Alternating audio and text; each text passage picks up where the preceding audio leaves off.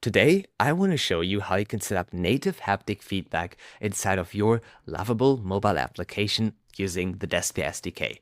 It's super simple, so let's get right started with that.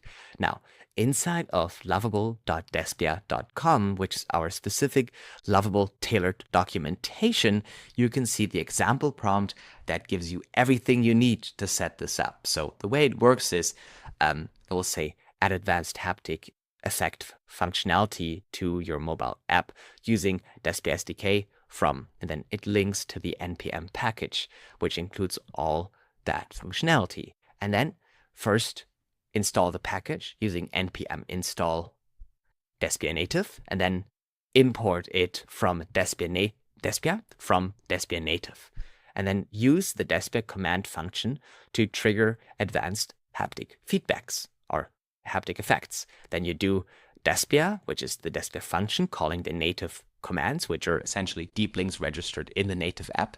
Then you have heavy haptic, you have light haptic, you have success haptic, you have warning haptic, and you have error haptic, right? And then these commands create immersive tactile experiences and also register custom URL schemes for external triggering, right? So your application can trigger the native functionalities that are tied to the native hardware of the device. So this is how it works. So let's copy this prompt here that we have all done for you and go to Lovable. Let's paste the prompt, and I'm just going to say add a button for every haptic trigger function to test, okay? And now I'm going to send this to Lovable, and now it's doing its magic in setting that up for us. So we'll have like 5 buttons that we can click on, and we can kind of like see the haptic feedback. Now, I think you can't hear it in the video, but I think you got to take my word for it today. So let's get the iPhone ready, and it's finishing up the last touches. So okay, seems like it's done. Let's also verify the code. Yeah, that looks good. We're importing Despia from Despia native. That is correct. And then we're doing Despia heavy haptic, light haptic. Yeah, that looks great. Let's publish this application. And now we'll be able to already get ready to test this on our device after the update was successful.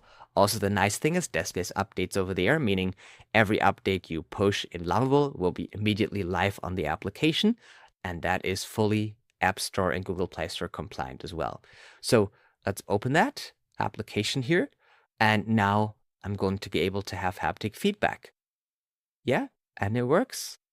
Works beautiful. So I don't know if you can hear it. Let me try.